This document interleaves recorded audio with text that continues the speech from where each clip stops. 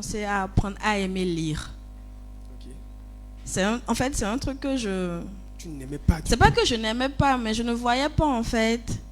Comment Je c'est pas- l'étais, pourquoi. Mais avec les enseignements, j'ai appris à aimer. Puis, quand je me mets à lire, c'est devenu naturel. Ce n'est plus forcément... En fait, avant, c'était un calvaire pour moi de prendre un livre. Déjà, quand tu vois comment le livre est, et puis la couverture est bizarre, tu te dis, ah, je vais m'asseoir, je vais me mettre à lire tout ça. Donc, vraiment, c'était problématique. Ça, c'est un. La deuxième chose, c'est la gestion. D'une manière ou d'une autre, j'ai vu un peu comment Dad gérait les relations humaines. On ne parle pas de spiritualité. Ça, c'est concret. C'est que c'est pas qu'il m'a appris, il m'a dit on fait comme ci, on fait comme ça. J'ai observé et j'ai vu un peu comment on pouvait gérer. Parce que le monde professionnel, tu ne l'apprends pas à l'école, comment ça se passe. Donc quand je le vois gérer, nous gérer en tant que jeunes, avec nos humeurs et tout, en fait, j'ai appris à gérer les relations humaines sans me chauffer la tête. Doucement, doucement. Et la troisième chose, c'est lorsqu'il y a des conflits. Et quand tu vas le voir et puis vous discutez, il t'apprend la sagesse d'une manière ou d'une autre. En fait, il y a une sagesse de Dieu qui repose sur tout. En fait,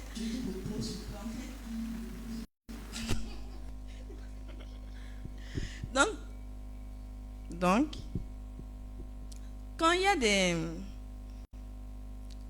des conflits, en fait, la personnalité est bâtie. Donc, ça te permet, en fait, de ne pas prendre de haut ou de bas quelqu'un. Tu sais comment donner la place de chacun là où ça doit être. Il n'y a pas de micmac, en fait. Donc, tu es là où tu dois être, point bas. Donc, en fait, les enseignements qu'on reçoit là, c'est au-delà du spirituel. Il y a la personnalité que ça te donne. Moi, la personnalité que les enseignements m'ont donnée, quand je discute avec des personnes, je me mets debout avec des douaniers. Quand ils m'écoutent parler, ils n'ont plus envie de s'arrêter. Parce qu'on me demande après, tu as quel âge? Parce que quand on m'entend parler, on se demande, ce que je dis là, c'est pas pour mon âge. Parce que la maturité avec laquelle je m'exprime, normalement, d'abord une femme de mon âge ne peut pas tenir de tels propos et tout. Bon, j'ai dit 3, je vais aller au 4e. 4e, là, c'est la culture générale. Il n'y a pas ce sujet-là que vous allez prendre avec Dad. Et en fait, il ne saura pas vous donner quelque chose. En fait, même parfois, c'est dans ton... Moi, par exemple, c'est les énergies renouvelables. Parfois, Dad me dit des choses. Et c'est quand il dit ça, je vais chercher. Dans ton domaine. Dans mon propre domaine. Moi, je me suis rendu compte qu'il n'y a pas moyen de se limiter. Il faut chercher partout. Donc, je peux dire de façon pratico-pratique, voici ce que le CEBEC m'a apporté. Amen. Ovationné pour la vie du Père. Elle n'a pas tout dit. C'est personnel. Non, il y a la sœur. Il y a la sœur qui veut parler d'abord.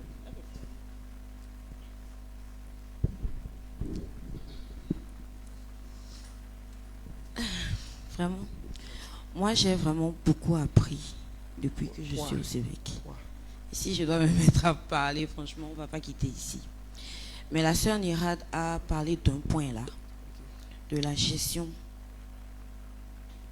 humaine. Vraiment, avec les enseignements que je reçois et avec la position que j'occupe au CEVEC, franchement, j'ai beaucoup appris. J'ai vraiment beaucoup appris.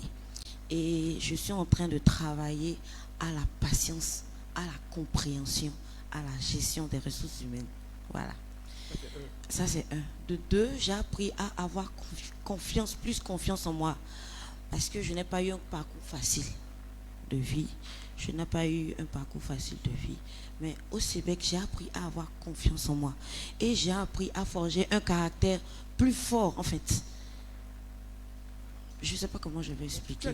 Voilà. Et de trois, j'étais beaucoup éparpillée. J'étais vraiment... Au CEBEC, voilà, dispersée. J'ai appris à... Voilà, à être concentré, à être focus. Et une quatrième chose, j'aime pas... Avant, bon, on pouvait rester là, on va dire, bon, je m'ennuie.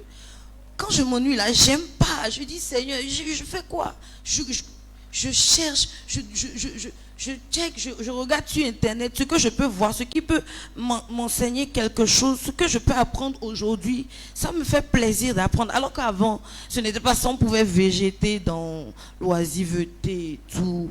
Actuellement, je suis en train de passer par quelque chose de compliqué. Je cherche, je pose des questions, je travaille pour pouvoir avoir des résultats vraiment palpables qui me feront plaisir et qui me feront me sentir utile là où je suis. Mais ça aurait été avant que, bon... Tu vas te plaindre seulement. Ouais, Tu vas te plaindre. je vais prier ou je vais peut-être... je resterai dans mon confort et puis je ne chercherai pas à aller de l'avant. Amen. Voilà un peu. Amen. Amen. Comme quoi, en fait, il ne suffit pas de rester et d'écouter, de recevoir. Parce qu'on aime trop recevoir. Il faut réellement mettre en pratique ce que nous entendons. Parce qu'il ne sert à rien de recevoir et de ne pas mettre en pratique. Parce que celui qui ne met pas en pratique est pire même que celui qui n'a rien reçu. Donc je crois que c'est important pour chacun de nous de mettre en pratique ce que nous recevons ici. Amen. Non, oui, c'est bon. C'est bon. Ah, tu voulais parler? Ah.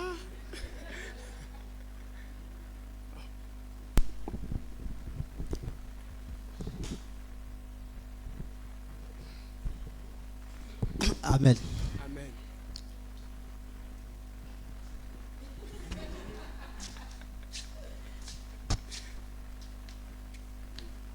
De manière concrète. Dieu fait toutes choses bonnes en son temps. Amen. Bon, j'ai toujours regretté de ne pas tant connaître le Sébec. Mais actuellement, bon, je ne regrette pas encore en tant que tel. Trois choses que le Sébec m'a fait. Bon, il y a un moment même, il a abandonné les cours. Il a abandonné les cours il y a un moment. Je me suis dit, mais on fait le truc, on ne voit rien dedans, pourquoi bon? Bon, je peux dire grâce au Sébec, j'ai terminé les 3 premières années. Amen.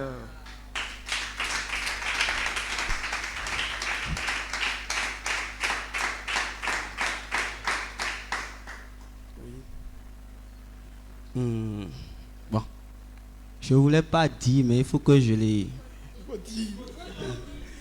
Dites, faut tout dire. Yeah. Let's go. Yeah. Je crois que c'est l'année dernière, dans le mois de septembre. Le père... bon, moi je suis quelqu'un de nature.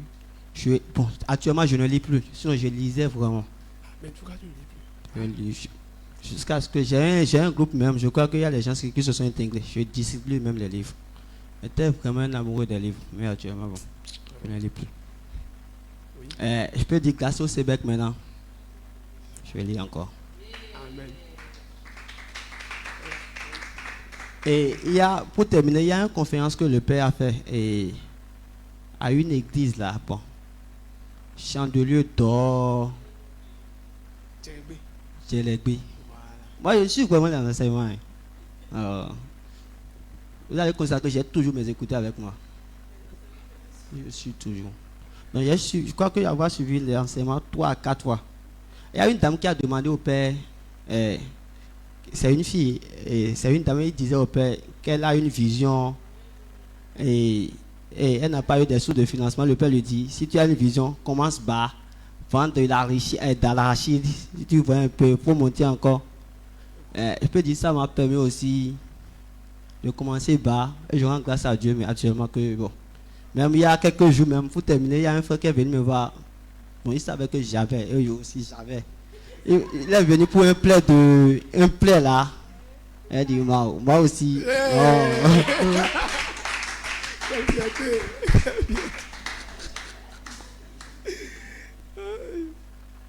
Amen. On va sonner encore la vie du Père. Vraiment. Mettons en pratique les choses. Voilà. Celui qui n'avait pas a commencé par avoir.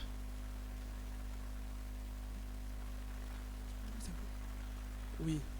Celui qui n'avait pas a commencé par avoir. Et c'est toujours un plaisir. Ça fait un bien fou. Je crois que, comme tu te regardes, tu dis, c'est moi. Mais tu es fier. tu es fier. La fierté de ça, ce que ça donne, c'est vraiment... On ne peut pas monnayer ça. Pas monnayer ça. Donc, comme le frère François, mettons en pratique, même si c'est un peu, mettons en pratique. Et surtout, réécoutons les enseignements. Parce que quand on reçoit une première fois, même les livres, quand il y a des livres, quand tu lis une première fois, tu ne comprends pas la quintessence en fait du livre. Il s'agit de lire encore une seconde fois, même des fois de lire encore une troisième fois. Et là, il y a des choses que tu n'avais pas compris, que tu ne commences pas à comprendre. C'est la même chose par rapport aux enseignements. Quand tu entends sur place, il y a des choses qui vont t'échapper. Quand tu vas à la maison, tu réécoutes. Au moins maintenant, on a YouTube, on a Facebook. Avant, on n'avait pas. Et on notait. Mais maintenant, on a tout ça là et on ne va pas écouter. Réécoutons. Ça va nous faire du bien et on va pouvoir mettre ça en pratique. Amen.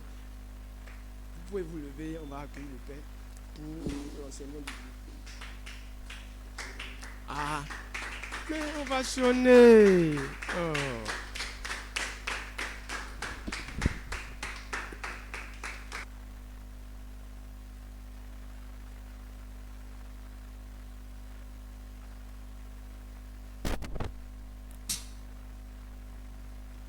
Amen. On peut s'asseoir, on peut s'asseoir. Ce soir, on va terminer notre thématique qu'on a commencé le mercredi passé. Change ta perception de vie pour réussir. Amen.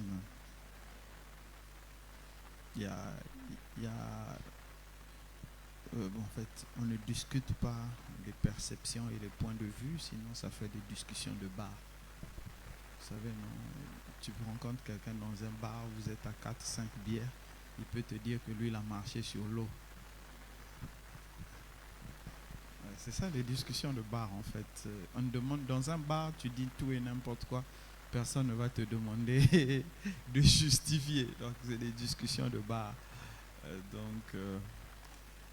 faut qu'on essaie un peu d'éviter les discussions de base, mais de bar, il faut essayer d'approfondir sa connaissance pour être solide. Il y a la discussion que vous étiez en train de mener dit que la Bible nous a été mal enseignée. Oui, en partie, mais est-ce que vous pensez que quand les protestants sont montés sur les bateaux pour aller aux Amériques, ils avaient toute la compréhension de la Bible? Non, ils avaient une compréhension quelconque de la Bible. En fait, le problème de l'Africain ne réside pas dans le fait que la Bible lui a été mal enseignée, parce que la Bible est un ajout. Retenez vraiment ceci, la Bible est un ajout. Et l'ajout, la Bible, ce n'est pas la fondation de notre vie. Je discutais avec je ne sais plus qui, et j'étais en train de lui dire que comment on peut expliquer que, on va dire, depuis, on va prendre 300, on va prendre à partir peut-être du concile de Nicée, donc 300 après Jésus,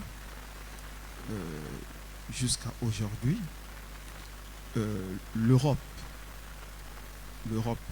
quasiment toute l'Europe a une fondation chrétienne, peu importe, on va dire chrétien, catholique, orthodoxe, peu importe, chrétienne, une fondation chrétienne, et on va traverser, on va laisser l'Asie, on va aller en Amérique, donc on va prendre l'Amérique du Nord, Canada, États-Unis, on va prendre l'Amérique du Sud, Brésil, Mexique, Bolivie et autres, tous ont une fondation chrétienne. Pourquoi eux sont en train de bâtir des grandes choses? Nous, on ne peut pas. Nous avons tous la même fondation biblique. Pourquoi nous ne pouvons pas? C'est qu'il y a forcément quelque chose qui fait la distinction. Vous savez, il y a cette conversation de bar là, les gens qui ont fini de boire, et ils disent non, qu'il y a plus d'églises que d'entreprises dans les pays africains. Mais c'est évident. Parce qu'il y a plus de bars que d'églises. Ils ne disent pas ça. Mais il y a plus de bars que des églises. Il y a des églises qui deviennent même des bars après. Ça, ils ne disent pas. Mais pourquoi? En fait, la vraie question qu'on doit se poser, mais c'est pourquoi on se retrouve avec plus d'églises que des bars. Mais parce que l'ascenseur social en Afrique ne marche pas. Donc il y a beaucoup de gens qui se disent, mais écoute, pour être occupé, je veux me donner le titre de pasteur, prophète, méga prophète et autres. Comme j'ai entendu quelqu'un dire, beaucoup ici, beaucoup sont dans l'église, ils n'ont jamais été appelés. Donc si quelqu'un peut se mettre dans un coin et 6 personnes croient en lui, hein, ils se sont importants, ils créent une église. Donc si on a plus d'églises aujourd'hui que des entreprises, en fait, nos dirigeants allaient se poser la question de savoir pourquoi ce phénomène. Parce que la réalité sociologique montre que là où les gens travaillent, là où les gens sont occupés, une des premières choses qu'ils commencent à abandonner, c'est la croyance. C'est la croyance. Si vous allez en Europe surtout, et beaucoup aux États-Unis, il y a même aujourd'hui aux États-Unis, dernièrement je voyais une église à vendre. Oui, il y a tout dedans, on a mis à vendre. Donc si tu as les muscles, tu peux aller, tu achètes, tu t'installes. Voilà pourquoi. Mais parce que plus les gens sont en train de travailler. Quand je cause avec Mike par exemple, Mike me dit, Daddy, je vous rappelle dans 1 heure. Ça c'est quand il dit te rappelle dans 1 heure, ça veut dire qu'il va finir son 2e boulot. Mais le gars est cassé, vous allez lui dire de venir mercredi suivre un enseignement. Il est fatigué, il dort. Le gars a travaillé 12 heures. Il est fatigué, il dort. Donc c'est peut-être dimanche ou un jour où il a du repos. Si toutefois il a 1 heure de repos ou 2, il va suivre un enseignement. Et les églises finissent par fermer parce que personne n'y va. Tout simplement parce que les gens sont tellement occupés à trouver de l'argent pour payer leurs charges qu'ils ne prennent pas le temps de venir à l'église. Pourquoi les gens vont beaucoup à l'église en Afrique? Mais parce qu'on n'a rien à faire. Il faut se dire la vérité. Il y a une portion. Il y a peut-être 1% qui vient à l'église, mais il y a 20-25% qui va dans un bar. Et il y a 30%, bon, eux, ils vont dans les hôtels. Ça, tout ça, on ne dit pas. Et ce qu'il y a autant que des bars en Afrique, c'est les hôtels de passe. C'est parce qu'ils ne peuvent pas publier les statistiques. Le nombre de chambres de passe par rapport à la population est un scandale. Mais les gens n'ont rien à faire. Quand ils ne viennent pas à l'église, ils boivent. Quand ils ne boivent pas, ils se sautent les uns sur les autres. C'est pourquoi quand on dit mariage homosexuel, les gens se fâchent. Parce qu'ils se disent, vous coupez notre plaisir. En fait, nous avons un problème. Ce n'est pas que l'évangile nous a été mal enseigné, quoique je ne peux pas dire que ça a été bien enseigné. Mais si nous avions une base solide, une base bonne, les erreurs qu'on est venu nous enseigner, on aurait corrigé ça. Parce qu'aux États-Unis, il y a des quasi-illettrés qui sont allés enseigner ça. On a l'exemple de Smith Wigglesworth, un Anglais qui était plombier, qui est un grand évangéliste, un plombier. Bon, j'ai lu ses livres, quelques-uns de ses livres. On ne va pas dire que c'est... Le gars, comme on va dire, intellectuellement, il était bas. C'est vrai qu'il avait le Saint-Esprit, mais intellectuellement, il ne pouvait pas. Donc, imaginez un plombier qui ne sait pas cultiver, qui vous donne un message. Vous comprenez bien que c'est strictement biblique. Mais pourtant, jusqu'aujourd'hui, nous voyons les œuvres de Smith Wigglesworth. Donc, c'est une question de personnalité. La vraie question que nous devons nous poser, qu'est-ce qui peut permettre à l'Africain aujourd'hui d'évoluer? Qu'est-ce qui peut permettre à l'Africain que je suis d'évoluer? Parce que, qu'on le veuille oui ou non, nous avons un sérieux problème. C'est ce problème d'accusation. Hier, ils ont accusé le marxisme-léninisme. Le même marxisme-léninisme a permis à l'Union soviétique, URSS à l'époque, de devenir une grande puissance. C'est l'URSS qui a bloqué le 3e Reich de Hitler et qui les a repoussés jusqu'à Berlin. Ils étaient presque les premiers à atteindre le bunker de Adolf Hitler. Mais pourquoi chez nous le marxisme-léninisme a échoué? À part les monuments très tristes qui sont restés dans nos villes. Mais c'est l'individu qui reçoit le message. Si l'individu qui reçoit le message ne veut pas avancer, vous voulez qu'on fasse quoi? Donc comme nous sommes dans cette culture de toujours accuser, comme il n'y a plus le marxisme-léninisme, maintenant on va accuser les églises. Quand il n'y aura plus les églises, bon, je ne sais pas, ils vont accuser les LGBTQ+. Après, je ne sais pas, non, il faut qu'on change. Hein, ne prêtez pas vos oreilles à des âneries comme ça. Amen. Donc je disais que nous allons continuer notre enseignement de change ta perception de la vie pour réussir. Amen. Technique, tu peux m'envoyer l'affiche? J'ai fait une affiche où j'ai résumé. Souffrez, je ne suis pas du tout en forme, donc je vais aller très vite. Donc c'est les 4 points que je vais soulever, les grands principes de sa vie, le savoir, la part de Dieu dans notre succès et la prospective personnelle. Amen. Donc ce sont les points qu'on va soulever. Donc, pour commencer, je voulais qu'on puisse commencer par une vidéo. Il y a une vidéo qu'on va lancer tout à l'heure quand je vais faire signe, mais on va d'abord prier. Éternel Dieu de grâce, Père, nous te disons merci pour ce temps que tu nous accordes. Père éternel, parle à notre cœur, parle à notre intelligence. Aide-nous à nous équiper pour faire des grandes choses. Béni sois-tu, dans le nom de Jésus, nous avons prié. Amen. Amen. Technique, la première vidéo. Suivant cette vidéo.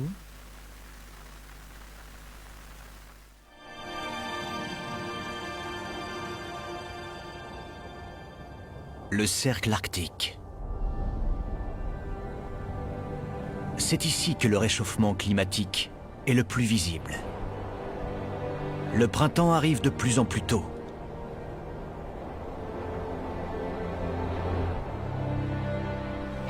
C'est une mauvaise nouvelle pour les bernaches nonnettes qui se reproduisent sur ces reliefs. Beaucoup de nichés ont péri. Mais pas celle-ci.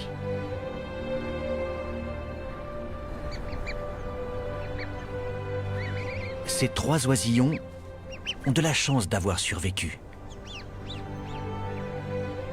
À cause du printemps toujours plus précoce, leurs parents ont anticipé leur migration. Ils sont arrivés épuisés. La femelle a couvé ses oisons durant 25 jours.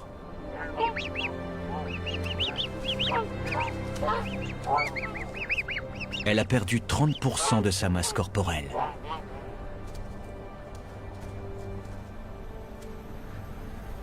Et ce n'est rien comparé aux défis que la petite famille s'apprête à affronter.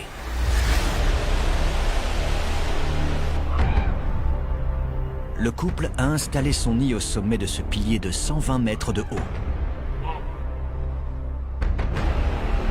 C'est le seul moyen d'échapper aux prédateurs.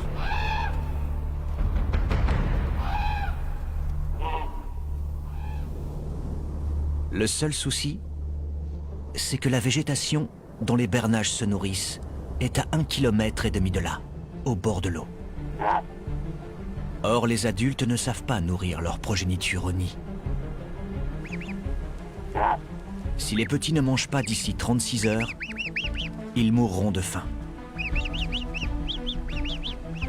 Et ils ne seront capables de voler que d'ici 1 mois. Leurs parents sont la preuve vivante qu'une solution existe. Mais qu'elle n'est pas facile.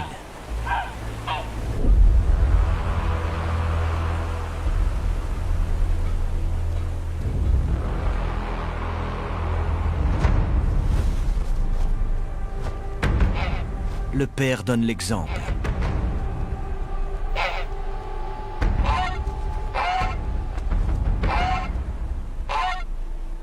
Mais les oisons sont instinctivement liés à leur mère.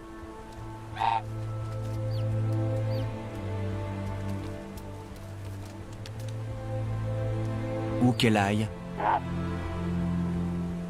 ils la suivent.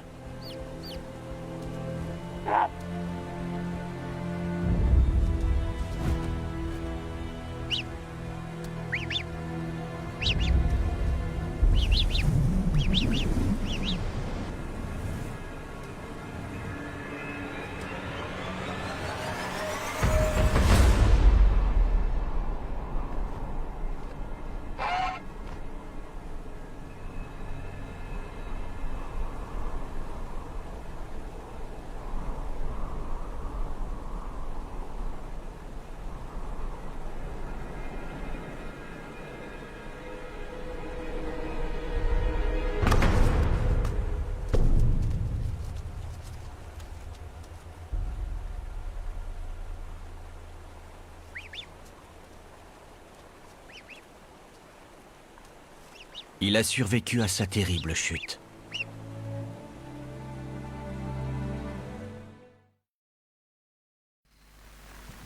Amen. Amen. Ok, voilà, je voulais vraiment qu'on commence par ce documentaire de National Geographic dont on n'a pas demandé l'autorisation. Je voulais vous montrer ceci. Les principes de la vie, c'est le premier point que je veux soulever, les grands principes de sa vie, de ta propre vie, pas de la vie des autres, les grands principes de sa vie. Amen. Le premier point dedans, c'est les principes de la société. Quand vous prenez ces oiseaux-là, les bernaches-là, pour que les parents puissent avoir une descendance, il faut aller mettre vraiment leurs œufs au sommet des montagnes et tout, pour qu'on ne puisse pas manger leurs œufs. Et le premier défi, 25 jours ou 30 jours après, qui va se présenter aux enfants, c'est qu'ils doivent faire un saut de près de 100 mètres. Parce qu'ils n'ont des plumes que 2 mois après leur naissance, à peu près. La première leçon que ces oisillons-là comprennent, c'est que si c'est le choix, soit tu sautes, soit tu meurs de faim là où tu es. Ça a été bien dit. Soit tu sautes, soit tu meurs de faim. Donc tu fais le choix. Et ils ont encore ajouté que instinctivement, les oisillons sont liés à leur mère. Et c'est ce que j'ai l'habitude de vous dire et de vous répéter. Une mère médiocre donnera difficilement des enfants intelligents. Parce que l'enfant copie, c'est maman qui passe du temps avec l'enfant. Et l'enfant écoute plus maman. Du moins, selon l'ancienne tradition africaine, suivant les 7 premières années de l'enfant, l'enfant écoute plus maman. L'enfant croit plus à maman. L'enfant copie plus maman. Donc si tu es une maman médiocre, tu pourras casser la tête de ton enfant. Ça ne changera pas grand-chose. Amen. Donc je disais, le premier point, c'est les principes de la société. Tu dois comprendre les grands axes de ta société, de la société dans laquelle tu es, pour pouvoir dominer. La société dans laquelle tu es a des grands axes. Par exemple, il y a un axe principal au Bénin. Ici, là, tout le monde presque mange akassa. Donc quand je dis akassa, là, tout le monde sait que je n'ai pas besoin d'expliquer akassa. Donc, alors, si j'étais au Congo, je dis, au Bénin, on mange akassa. Les gens vont ouvrir les yeux, ils vont me dire, c'est quoi? Il faut leur expliquer. Mais quand je dis au Bénin, c'est quoi akassa? Je dis, tout le monde ici mange akassa. Ou bien je dis, tout le monde ici mange moyo. Tout le monde se retrouve. Mais si je dis ça dans un autre pays, on mange moyo au Bénin, les gens vont me ouvrir les yeux, vont se dire, je parle de quoi? Voilà. Donc, il y a des axes sur lesquels la société dans laquelle vous êtes est placée. Et il faut chercher à comprendre ces axes-là. Amen. Mes frères et mes sœurs, je dis, si vous êtes incapable de pouvoir étudier les axes de votre société, vous ne pouvez ni les contourner, ni les dominer. Est-ce que j'ai quelqu'un? Nous avons un problème, c'est le problème humain. C'est le problème humain. Nous faisons toujours le choix le plus facile quand cela est possible. Que ce soit le meilleur choix ou pas, à partir du moment où c'est le choix le plus facile, nous faisons ce choix-là. Nous décidons de faire ce choix-là parce que c'est le choix le plus facile. Et je crois une fois, il y avait un enseignement, je vous avais parlé de l'exemple, j'avais pris les cookies sur nos téléphones où on nous dit tout accepter, personnaliser et tout refuser. Et instinctivement, le plus simple, c'est comme on ne sait pas c'est quoi les cookies, on dit tout refuser. Et quand tu dis tout refuser, il ne te donne pas accès à la page. On t'emmène maintenant à tout accepter ou à payer ou à personnaliser. En ce moment-là, tu acceptes tout payer. Tu acceptes tout parce que tu n'as pas de quoi payer. Souvent, c'est ce que nous faisons. Donc, nous faisons toujours le choix le plus facile parce que on ne veut pas s'embêter. C'est le choix le plus évident. En fait, chacun de vous, vous allez regarder, la plupart du temps, quand vous vous êtes retrouvé face à des choix, vous faites le choix. Rarement quelqu'un fera le choix le plus difficile. Mais or, si tous les gens ici sont capables de faire le choix le plus facile, qu'est-ce qui peut te distinguer?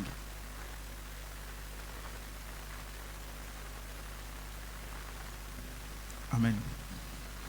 Tu dois comprendre une chose. Je suis le seul responsable de ma vie. Je vous répète encore ça. J'ai dit ça mercredi passé. Je vous répète encore ça.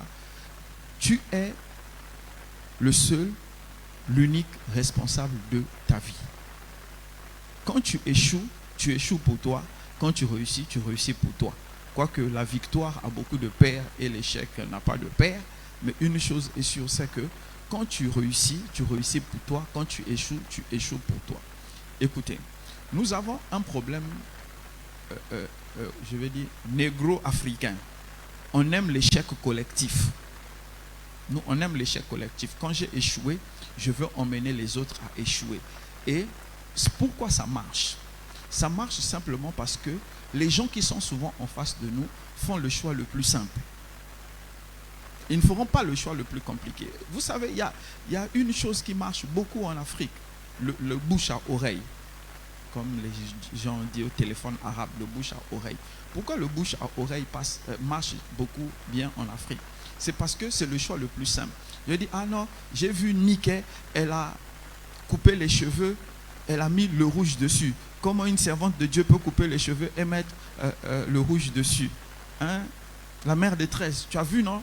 C'est une païenne. Elle aussi, elle va dire au frère, comment t'appelles? Le frère Armel. Mais c'est une païenne. Le frère Armel ne sait même pas pourquoi on a dit c'est une païenne. Lui, il va répéter, c'est une païenne. Il va dire au pasteur Péniel. Et ça va commencer à se balader. Pourquoi ça se balade? Parce que personne ne veut vérifier. Personne ne veut comprendre. C'est juste, on veut juste relayer. Parce que ça nous fait plaisir de relayer. C'est pourquoi, quand quelqu'un veut nous emmener dans l'échec collectif, c'est ça qu'on nous donne. On nous donne une fausse information. Et comme nous aimons tout ce qui est facile, nous suivons. Sans à un moment donné nous arrêter pour dire, mais est-ce que le message que je suis en train de relayer est vrai?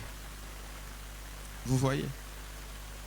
En fait, c'est l'antipode des croyants des bérets à qui on donnait l'information, qui vérifiaient dans les Écritures si c'était vrai. Or, en Afrique, c'est facile, je vous assure. En Afrique, c'est facile. Si je mets sur ma page Facebook, je cache quelque part, je dis, demain, je vous dévoile ma voiture qui a coûté 75 millions. Je fais une vidéo. Je suis sûr qu'en moins d'une heure, la vidéo là, va perdre les 10 000 vues. Tout le monde viendra voir et va attendre demain pour voir ma voiture qui a coûté 75 millions. Pourquoi? C'est parce que c'est ce que nous sommes, en fait. Nous aimons ce qui est facile. Donc, comme c'est facile de venir vérifier quelle est sa voiture, il y a des gens qui sont là, vont même prendre le temps d'aller fouiller les voitures autour de 75 millions pour être les premiers à dire quelle va être ma voiture. C'est ça que nous sommes. Et nous avons été conditionnés pour ça. Maintenant, moi je vous dis ceci. Votre échec ne m'engage pas. Mon échec ne vous engage pas. C'est ça, je vous remets au centre de votre vie. C'est vrai que c'est Jésus qui est au centre de notre vie. Mais ne vous en faites pas. Hein. Quand on viendra te chasser de la maison parce que tu ne payes pas le loyer, Jésus, lui, restera dans la maison de son Père. Ah, c'est là-bas, il a dit, il y a plusieurs demeures, non? Voilà, il ne quittera pas là-bas pour dire, comme tu habites dans la rue, je vais venir habiter dans la rue avec toi. Vous êtes d'accord avec moi? Est-ce que vous êtes d'accord avec moi? Voilà, donc il y a des choses, il faut commencer à transformer sa façon de raisonner. Donc j'étais en train de dire que tu es responsable de ta vie et les choix que tu fais pour réussir ou pour échouer vont impacter ta vie. En fait, quand tu vas réussir, comme le frère François a dit tout à l'heure, il a commencé à partir de un peu et il est arrivé quelque part et lui aussi il a commencé à prêter. Donc je sais que le frère François prête, non? Donc j'irai prêter parce que le frère François maintenant il prête. Maintenant si le frère François ne prêtait pas, je ne vais même pas parler de lui. Vous comprenez? Voilà. Donc c'est cette façon de faire là. Quand tu vas quelque part, tu trouveras des gens qui soit viendront t'accompagner juste pour t'accompagner, pour la beauté de ton accompagnement, tout en sachant que quelque chose va tomber. Il y a d'autres qui vont venir demander. Parce que c'est très facile à faire. Mais ceux qui viendront demander et ceux qui vont venir t'accompagner, ceux qui viendront demander sont toujours plus nombreux. Pourquoi? Parce qu'on veut toujours la facilité. Donc, mes frères et mes sœurs, quand vous allez étudier les grands principes de votre société au Bénin, Bénin où vous vivez, la mentalité des gens, les attentes des gens, la vision des gens. Quand vous allez étudier ça, en fin de compte, vous vous rendrez compte que presque tous les Béninois font le même choix que vous, le choix de la facilité. Donc si tu veux aller quelque part, tu dois aller à contre-courant pour aller quelque part. Parce que ta vie, c'est ta responsabilité. Si tu m'as compris, acclame le Seigneur.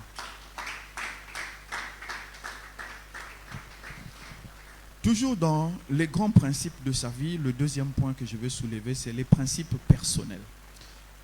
Je vais partir d'un exemple. Les principes personnels, il y a la construction, la déconstruction et la reconstruction. Je vais partir d'un exemple personnel. Quand j'étais en troisième, je me disais comment je vais réussir le BPC. Moi, je souffrais, moi si je suis allé un peu à l'école, j'ai duré à l'école. Donc, je me disais comment je vais faire. Et je m'étais rendu compte que j'avais des lacunes en maths physique et en français. Et quand tu réussissais en français, tu réussissais en maths et en physique, l'examen c'était dans la poche. Donc qu'est-ce que j'ai fait? J'ai pris Constant, un de mes amis actuels encore toujours, Constant, qui était bon en maths, très très bon en maths. C'est un des meilleurs gars que moi j'ai rencontré en maths. Donc j'avais un temps de travail avec lui et j'avais pris un autre ami, donc que j'ai perdu de vue depuis des millions d'années. Et lui, avec moi, on travaillait en français. On travaillait le français, on faisait les dictées. On avait trouvé un gros livre comme ça de dictées et on s'était donné une façon de travailler. On faisait 10 à 15 dictées toute une matinée. Donc on se relayait au tableau. Un fait la dictée à l'autre, on corrige ensemble, l'autre passe et on faisait ça. Et on a fait ça presque sur toute l'année. C'est comme ça qu'on a fait. Pourquoi j'ai commencé d'abord par faire ces dictées-là? Parce qu'il y avait un souci dont j'avais quelque chose à accomplir, c'est réussir le BPC. Et avec la construction que l'école avait fait de moi, je ne pouvais pas réussir. J'étais trop bas, je ne pouvais pas réussir. Donc, qu'est-ce qu'il me fallait faire? Il fallait faire une déconstruction. Tout ce que j'ai appris, il fallait d'abord mettre de côté et reconstruire. Donc, c'est ce que j'ai fait et c'est ce que je veux vous expliquer. Là où vous êtes là, dans vos familles, vous avez été construits selon la vision de papa, selon la vision de maman, la vision de la tante, bref, la vision de celui qui vous a éduqué. Donc cette personne vous a construit. Consciemment, inconsciemment, cette personne vous a construit. Avec ses failles, avec ses limites, avec ses qualités, cette personne vous a construit. Bref, cette personne vous a aidé à avoir deux choses principales. Une vision de vous-même et une vision de votre environnement. C'est ce que les parents nous donnent. Donc, à partir de la vision du parent, donc que ce soit papa, maman, tantine, tonton, ou bref, celui qui t'a éduqué, il te donne sa propre vision. Il te cède sa propre vision. Il te donne sa propre compréhension. Et au travers de ce que tu as vécu là, tu as une vision de toi-même. Et c'est avec ça que tu t'es construit. Or, le problème que nous avons, c'est quoi? C'est que en nous construisant avec les fondations que quelqu'un nous a prêtées, on ne peut pas bâtir solidement dessus. Et c'est ça le réel problème en fait de l'Africain. Et c'est ça le réel problème que chacun de nous avons. Nous sommes construits selon les attentes et la vision de quelqu'un d'autre. C'est pourquoi c'est une histoire que vous connaissez. Il y a un enfant, on va lui dire, papa lui dit, tu dois faire médecine. Parce que papa, lui, il a été frustré de ne pas être médecin. Donc, un enfant, malgré lui, va être médecin, mais ça va devenir soit un médecin tueur, soit comme quelqu'un qui avait fait, il a fini d'avoir doctorat de médecine, il a déposé chez papa, il a dit, bon, écoute, ça c'est pour toi, moi maintenant je vais prendre la guitare, moi je vais aller gratter la guitare. Voilà, vous voyez déjà que vous trouvez que c'est incongru, c'est pas normal. Voilà, lui, il voulait être musicien, mais papa voulait un doctorat. Il dit, bon, comme c'est toi qui m'as bâti, voici le doctorat, maintenant je vais vivre ma vie. Or, la plupart d'entre nous, c'est comme ça nous sommes. Nous avons été construits suivant les attentes, la vision de quelqu'un d'autre et qui n'est pas devenu nôtre. Donc, on doit passer maintenant à la phase de déconstruction. La phase de déconstruction, c'est cette phase où tu remets tout ce que tu étais, tout ce que tu sais en cause. En fait, si tu veux réussir dans ta vie, tu es obligé de passer par là. Tout ce que tu étais, ce que tu pensais, les fondations, tout ce que tu trouves qu'on peut ébranler, arracher, tout ça, tu dois reviser cela.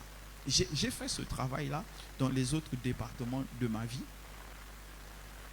Moi, je suis quelqu'un à la base, si vous dites à mes frères, bon, mes frères bien plus tard ont compris ça, mais si vous dites à la base, moi je ne lisais pas. Je n'aimais pas lire. Quand je grandissais, je n'aimais pas lire.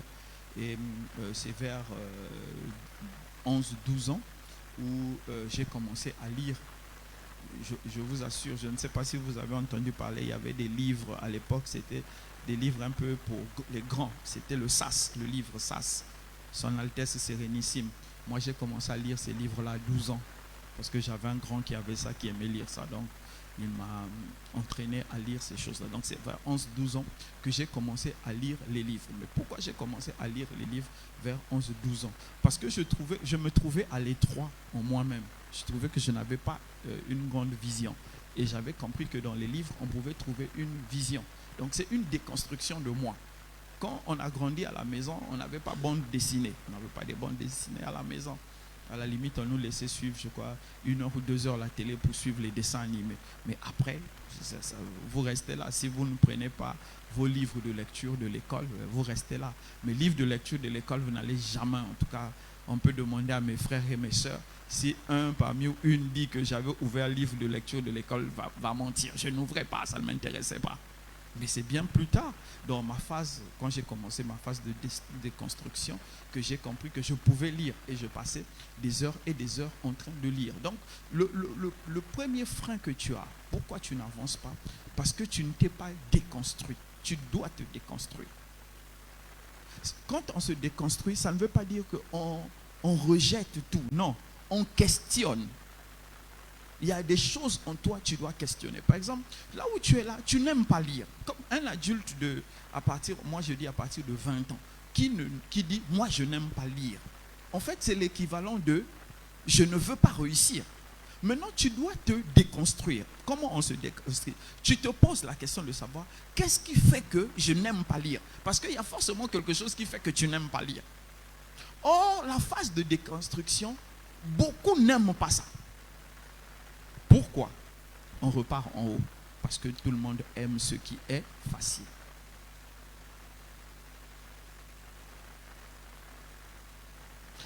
Je vous dis et je vous répète, on ne peut pas être un adulte à partir de 20 ans et dire cette phrase absurde, je n'aime pas lire. Mais comment dans une société où l'information passe par l'écrit, tu dis que toi, tu n'aimes pas lire. Donc, ça veut dire que tu n'aimes pas l'information, tu n'aimes pas la formation. Et comment tu vas réussir?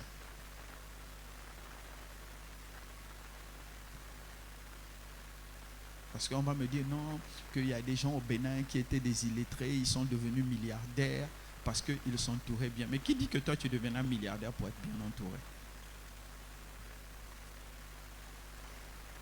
Peut-être que tu ne deviendras même pas multimillionnaire. Peut-être que en te cultivant, tu arriveras peut-être à avoir un revenu de 200, 300, 500 000, que tu ne pourras pas chercher des gens qui vont bien t'entourer pour te permettre de bien gérer ton business. Donc, je dis, la phase de déconstruction pour nous est hyper importante. Elle est tellement importante que si tu ne décides pas de te déconstruire, tu ne peux pas te reconstruire. Donc, se reconstruire, c'est quoi? C'est trouver la réponse et développer une manière de faire pour se bâtir. Vous voyez, il y a par exemple des enfants qui sont tombés dans des très bonnes familles où on a enlevé la télé, on a enlevé le téléphone, on les a mis devant des livres. C'est des enfants qui sont bien nés, moi je les envie. Ils sont bien nés. Mais maintenant, la question qui va se poser, je lis pour me divertir ou je lis pour apprendre? Là aussi, il faut se déconstruire. S'il lit pour se divertir, il doit maintenant faire le travail de lire pour apprendre. Et ce que tu apprends, tu dois l'appliquer. Vous savez, quand tu t'es déconstruit et tu t'es reconstruit, tes convictions deviennent fortes. Parce que ce sur quoi tu te bases, c'est quelque chose que tu as éprouvé et tu sais que c'est solide, donc tu te bases sur ça. Or, quand ça a été prêté, si quelqu'un d'autre vient avec quelque chose d'autre, il souffle fort, tu vas quitter. Parce que ce n'est pas réellement ta base.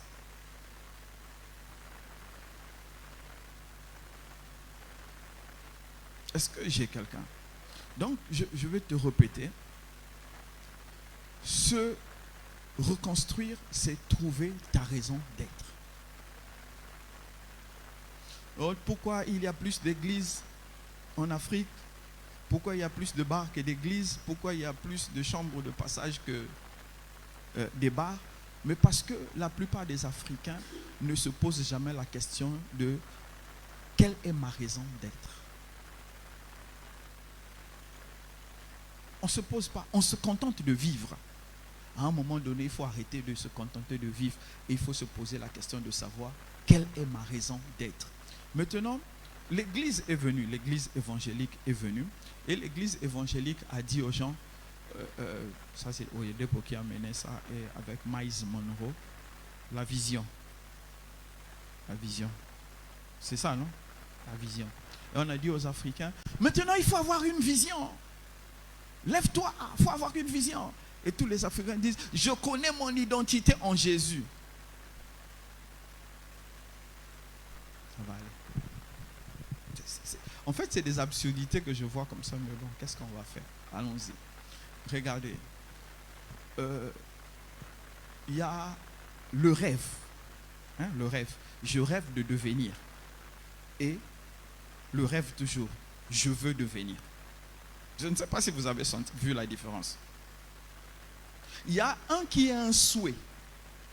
Il y a un qui est la volonté de bâtir. Or, tu ne peux pas bâtir si toi-même tu n'es pas d'abord bâti. Et c'est ça, la reconstruction te permet toi de te bâtir avant de bâtir. Même si tu ne vas pas au bout de ce que tu vas faire. Mais tu peux commencer. Et quand les gens verront, ils vont se dire, ce monsieur allait quelque part, est-ce que nous n'allons pas l'accompagner? Ou bien est-ce que nous n'allons pas continuer ce qu'il a laissé? Si tu es avec moi, acclame le Seigneur.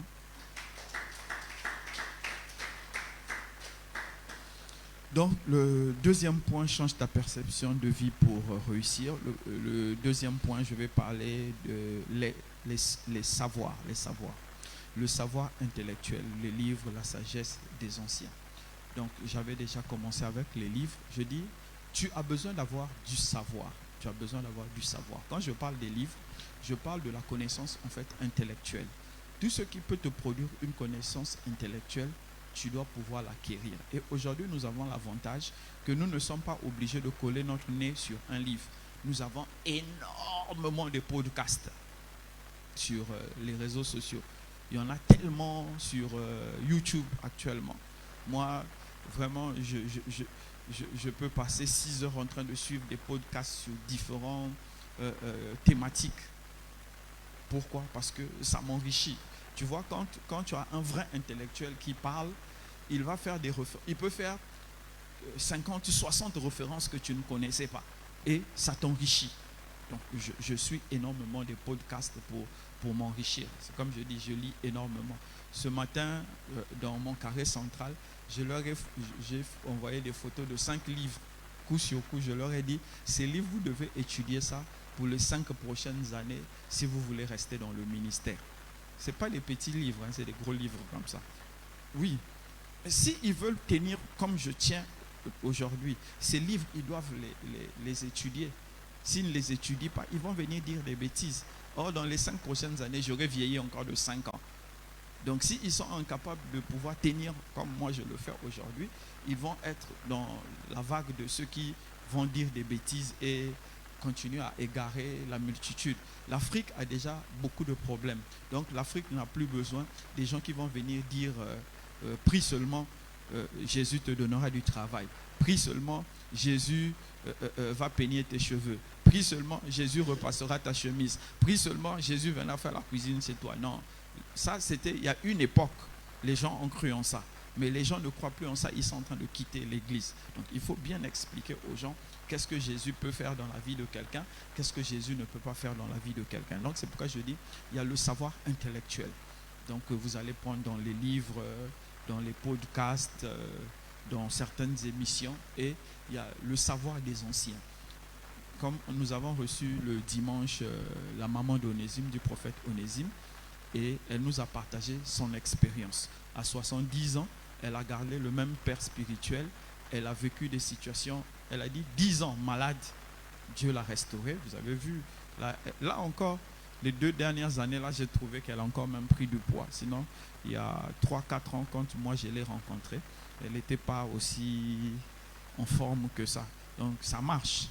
Vous voyez, elle a vécu 10 ans de maladie, et quand elle a dit « Ramenez-moi à la maison, je vais aller mourir », Dieu l'a guérie totalement, et aujourd'hui, Dieu est en train de la restaurer. Donc, c'est la sagesse des anciens. Allez voir des gens qui ont vécu.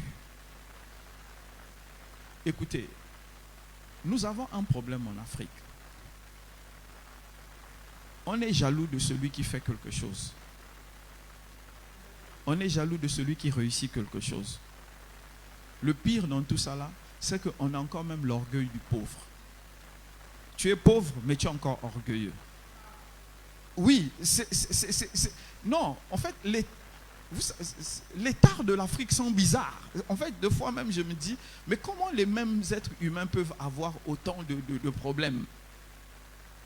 Je vous assure, l'orgueil du pauvre, moi j'ai été confronté à ça. J'étais choqué. J'ai été choqué. Écoutez un truc.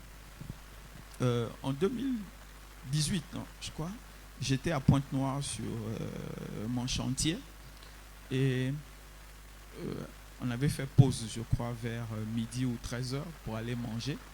Et les ouvriers partaient à la rue de derrière, l'avant de derrière pour aller manger. Et j'ai dit, bon les gars, aujourd'hui, moi je vous assure le midi, allons manger, allons tous manger. Donc on est allé, là-bas ils font des grillades, poulet, viande, poisson, tout ça. Et j'ai dit non, vous allez manger, je vais vous ajouter la bière dessus, il n'y a pas de souci. Donc on est allé et j'avais un monsieur avec moi qui venait souvent m'aider pour des choses techniques. Et quand on est arrivé là-bas, c'est ce qu'on appelle au Congo un maléwa. Les bars sans tête, sans queue, c'est bizarre. Hein? C'est pas climatisé, c'est pas carolé. En fait, c'est bizarre. Vous comprenez, les trucs de rue là. Voilà. Donc, ils ont dit, c'est ici, nous on mange. Ok, je me suis assis. Et le gars qui m'accompagne dit, lui, il ne peut pas s'asseoir là, il ne peut pas manger là. Donc, moi qui le paye, je m'assois là, je mange là. Et j'ai dit que je vais manger ce qu'ils vont manger. Et même les ouvriers se disaient, le gars il vient de l'étranger, il est non, et c'est pas celui qui va manger. J'ai dit, je suis congolais, non, je mange le manioc. Donc, il me dit non, que lui, il ne peut pas s'asseoir là, il ne peut pas manger dans un cadre comme ça. Ah, j'ai dit, mon frère, il faut aller nous attendre le chantier parce que nous, c'est ici, on va manger. Il s'est assis, il a tiré la bouche, mais nous, on a mangé là. Et les ouvriers étaient étonnés que je me mette dans un endroit comme ça, connaissant mon statut, que je mange avec eux. Et sur place, ça ne m'avait rien dit. Mais après, quand je suis parti, je me suis dit, mais ce gars, il se tenait sur quoi pour me montrer autant de suffisance? L'orgueil du pauvre. Tu n'es rien, tu n'as rien, tu veux être orgueilleux. Mais l'orgueil doit avoir une base. Voilà. Malheureusement, c'est ce que nous avons. Dans beaucoup de domaines. Un domaine que tu ne connais pas, que tu ne maîtrises pas, dont tu n'as même pas la vision, tu dis, moi, je ne peux pas apprendre ça. Mais c'est parce que tu es pauvre que tu dis des âneries pareilles. Et c'est ça qui nous conduit. Je vous assure, même si aujourd'hui on me dit que je dois apprendre comment on enseigne les enfants. Il y a des livres pour cela, il y a des podcasts. Je vais m'asseoir, je vais apprendre. Parce que je me dis, ça pourrait m'enrichir. La relation avec les enfants. Il y a une, c'est psychologue, non, je crois, oui, Françoise Dolto, qui a fait beaucoup de livres de psychologie sur les enfants. J'ai lu 2 ou 3 de ses livres, alors que franchement ça ne me disait rien. Mais j'ai pris le temps de les lire parce que je voulais comprendre le rapport entre les adultes et les enfants, le rapport entre l'adulte et l'adolescent. Et elle a des livres dessus. Et je les ai lus. Je ne manque pas d'obstacles pour apprendre. Donc je disais que nous avons par exemple comme la mère de Onésime, nous avons comme ça des grands-pères, des oncles qui ont fait des choses, qui ont échoué, qui ont réussi. Allez vous asseoir, posez des questions. C'est une école, posez des questions. Et ils vont vous dire, ah, en 1832, j'avais essayé telle chose, ça n'avait pas marché. Moi, j'ai un de mes grands-pères qui était multimillionnaire. Son argent, c'était le fétiche. Hein. C'est le fétiche qui lui a produit son argent. Nous tous, on savait que, oui, mon grand-père, là, à l'époque, il partait à la CFAO. Vous connaissez CFAO, ça existe jusqu'aujourd'hui. Il entre là-bas, il sort 2 pick-up neuves. Et le blanc lui demande, c'est sur quel compte? Il dit, compte de quoi? Il dépose le sac, on sort l'argent, il compte. Il paye ses 2 voitures, il part avec. Il était très riche. Et une fois, j'étais au village chez lui, et je lui ai dit, Pépé, beaucoup de gens le fouillaient. Moi, ça ne me disait rien, je suis resté avec lui. Je disais, Pépé, comment tu as fait pour devenir riche? Et le gars, en fait, me raconte maintenant son histoire. Nous tous, on savait, moi-même, je savais qu'il y a une partie obscure et une partie réelle. Mais c'est la partie réelle qui m'intéressait. Et il me dit, non, qu'à l'époque, quand on a fait le chemin de fer, il s'est rendu compte que les gens qui étaient sur le chemin de fer, donc les travailleurs là, avaient un problème pour s'habiller. Puisqu'ils étaient bloqués dans leur village, leur arrêt de train, tout ça. Ils étaient bloqués là. Donc lui, qu'est-ce qu'il a fait? Il savait qu'à Pointe-Noire, notre deuxième ville, la ville portuaire, il y avait des habits. Donc il partait à Pointe-Noire, il prenait des habits et il faisait tout le chemin de fer à vendre les habits à ces gens qui étaient sur les cheminots seulement. Il ne vendait pas à tout le monde, aux cheminots. Pourquoi il faisait ça? Il savait que les cheminots, le 20 ou le 25, ils avaient leur salaire. Donc il repassait, il récupérait son argent. Il m'a dit que 2 fois la chemise de 1000 francs, il la revendait à 3000. Et les gars prenaient. Et il avait compris une seule chose. C'est pourquoi je vous dis de savoir, de connaître les principes de votre société. Il avait compris une chose. Le Congolais aime être propre. Il aime des beaux habits. Donc lui, il s'est appuyé sur ça. Comme les gens aiment les beaux habits, je vais le leur vendre. Et c'est comme ça que sa richesse avait commencé. Et ça, c'est une des choses qu'il m'avait partagées. Donc je disais que vous devez aller voir les anciens. Vous devez discuter avec eux. Quand on le traite de fétichisme, de ça, ce n'est pas votre problème. C'est qu'est-ce que vous pouvez tirer d'eux pour vous enrichir, vous. Si quelqu'un m'a compris, qu'il acclame le Seigneur.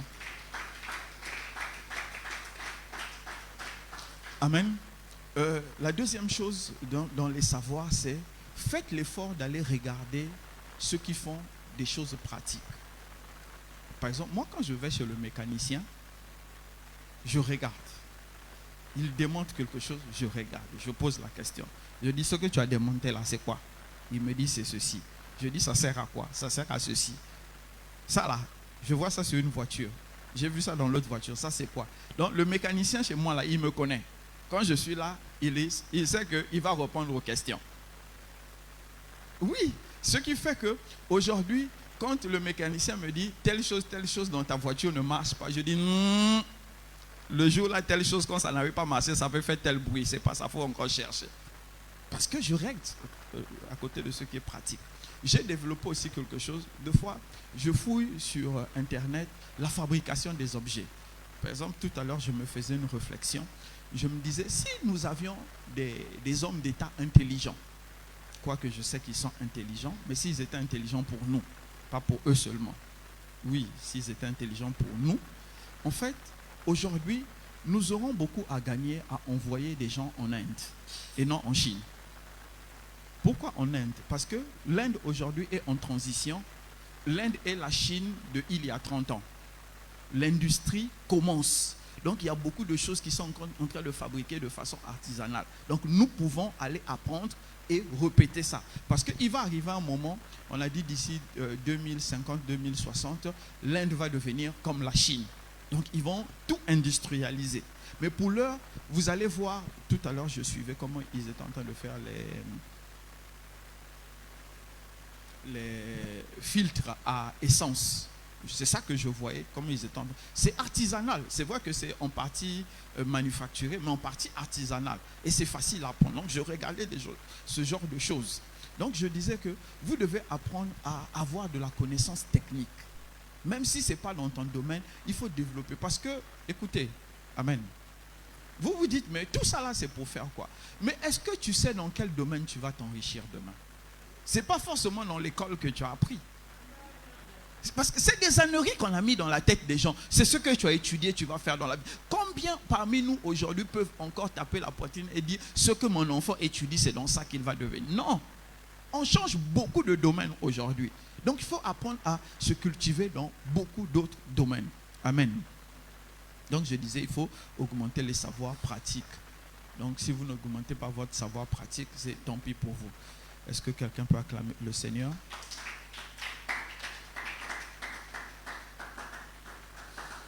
Non, pardon, acclame le Seigneur.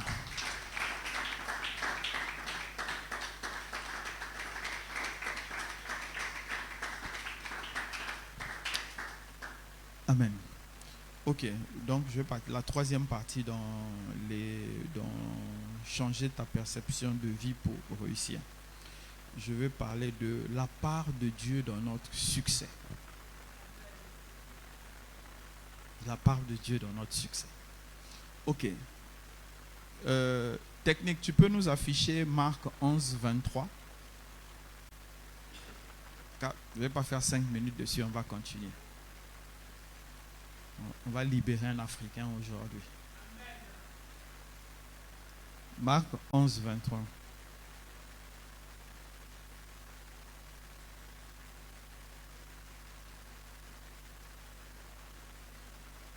Ok.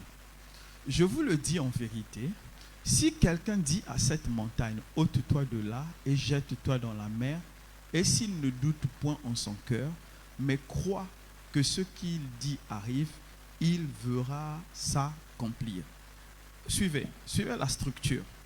Comme nous, on va crier Amen. Si tu dis à cette montagne, quitte-la, Amen. On ne comprend même pas ce qu'on dit là, on crie seulement Amen. Écoutez ce que le Seigneur Jésus dit. Suivez la structure de la phrase. Suivez la structure de la phrase. Je vous le dis en vérité, si quelqu'un dit à cette montagne, je répète, si quelqu'un dit à cette montagne, le Seigneur Jésus n'a pas dit, si quelqu'un dit à Dieu, ou bien je me trompe.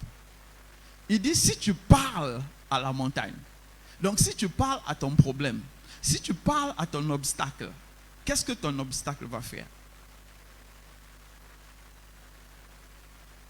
Ton obstacle va faire quoi? Ton obstacle va partir. Il dit, si quelqu'un dit à cette montagne, dit à cet obstacle, ôte-toi de là et jette-toi dans la mer, ça va se faire.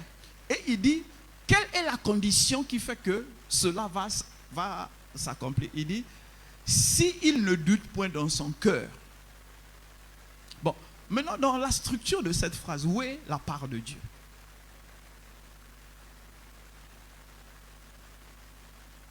Je n'ai pas dit verset, hein, j'ai mis phrase. Où est la part de Dieu dedans?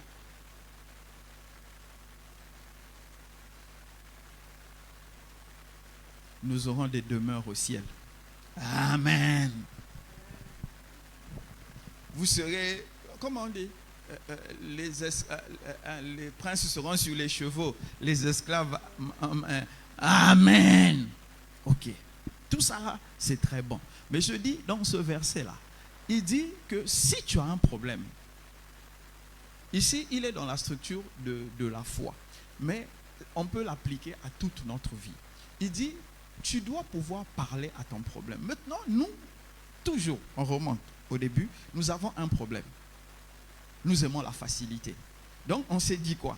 Comme le Seigneur Jésus a dit, si quelqu'un dit, on s'est dit, je vais parler et cela va se faire. Entre nous, j'avais écouté une histoire là. Je crois que je vous l'avais relatée. Il y a un monsieur qui avait dit à la montagne, il a vu la montagne à sa fenêtre et il a dit, montagne, ôte-toi de là. Et la montagne n'a pas quitté et il dit, oui, je savais. que cela ne pouvait pas se faire. Alors, tout le monde va rire. Ah, il n'avait pas la foi. Oui, il n'avait pas la foi. Quand on lit ça, on va dire, il n'avait pas la foi. Mais en fait, dans un domaine pratique, c'est quoi la foi? Écoutez, je vous ai dit, la part de Dieu dans notre succès. Écoutez-moi bien. Quand vous allez prendre la Bible, la partie pratique, de Genèse à Apocalypse, de Genèse à Malachie, je prends la partie pratique, donc l'Ancien Testament. Je vais m'arrêter à une seule place. Faisons l'homme selon notre image, selon notre ressemblance, afin qu'il domine et cultive. Dominer et cultiver n'est pas dans le rayon de Dieu. Dominer et cultiver est dans le rayon de chacun de nous. Mais où est-ce que nous allons dominer? C'est ça qui est dans le rayon de Dieu. Donc, si Dieu dit que tu vas cultiver et tu vas dominer, bref, t'épanouir, pour faire simple, à Pobé, et que toi tu viennes à Cotonou, tu as un problème. Mais si tu vas à Pobé, c'est Dieu qui a choisi. Donc la part du succès, c'est là où Dieu, la part de Dieu dans notre succès, c'est là où il va t'envoyer. Parce que chacun de nous a un endroit où Dieu l'attend pour qu'il puisse s'épanouir. Ce que moi je fais aujourd'hui au Bénin, à cet instant, si j'essaie de reproduire ça au Congo, ça ne va jamais marcher. Pourquoi? Parce que Dieu ne m'a pas envoyé là-bas. Il ne m'a pas envoyé au Congo, il ne m'a pas envoyé à Brazza, à Pointe-Noire, il ne m'a pas envoyé au Togo, il ne m'a pas envoyé à Lomé ou à Kara, il ne m'a pas envoyé à Abidjan ou à Bouaké, il m'a envoyé à Cotonou. Et ce que je fais là ne peut prospérer qu'à Cotonou. Mais est-ce que pendant que je suis en train de le faire, c'est Dieu qui vient lire les livres à ma place? Est-ce que c'est Dieu qui vient prier à ma place? Est-ce que c'est Dieu qui jeûne à ma place? Non. Dieu a déterminé l'environnement. C'est à moi maintenant de donner à l'environnement l'image que Dieu a mis en moi. Donc Dieu va faire quoi? Il va apprécier le travail selon les capacités qui sont en moi. C'est pourquoi quand nous sommes dans Matthieu, je crois 25, où il y a les talents. Celui qui a enterré son talent là, il a reçu. La part de Dieu dans son succès, c'était quoi? Lui donner le talent. Mais ce qu'il va en faire, ça ne dépend pas de Dieu, ça dépend de chacun de nous. Donc, je vous répète encore, la part de Dieu, c'est de te mettre dans l'endroit où tu vas t'épanouir. Le reste dépend de toi. Maintenant, nous avons dit que la part de Dieu, non seulement il nous met au bon endroit, mais il doit encore faire le travail pour nous. Non, ça ne marchera jamais. Et c'est ça qui est en train de nous tuer en tant que chrétiens et croyants africains. Dieu ne viendra jamais faire le travail qu'il a demandé à quelqu'un. Au contraire, Dieu te remplacera parce que tu n'as pas bien fait le travail. Donc la part de Dieu dans le succès est que Dieu garantit une seule chose. C'est que là où tu dois être pour faire quelque chose, je te mettrai là-bas. Maintenant, ce que tu vas faire là, le rendement dépend de toi. Si tu m'as compris, acclame le Seigneur.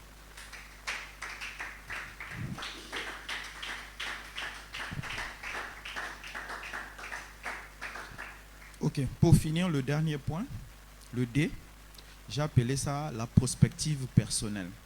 En fait, la prospective, c'est une science, ensemble des recherches concernant l'évolution future des sociétés et permet de dégager des éléments de prévision. Pour faire simple, je sais que c'est très technique, pour faire simple, c'est essayer d'imaginer l'avenir. C'est pourquoi j'ai appelé ça prospective personnelle. Donc, toi-même, tu es là. Une des choses qui est en train de nous tuer, nous avons le rêve en imaginant que quelqu'un viendra accomplir le rêve à notre place. Or, personne ne viendra accomplir ça à notre place. Mais au contraire, au lieu de rêver, nous allons plutôt remplacer ça par la prospective. Imaginer, penser à ce que tu fais peut devenir demain. Donc, bref, prévoir. Et quand vous allez vous regarder, vous allez vous rendre compte que beaucoup n'aiment pas prévoir. Tout simplement, on va encore attaquer l'église. Demain prendra soin de lui-même. Chaque jour, Chaque jour suffit sa peine. Le gars qui a dit ça,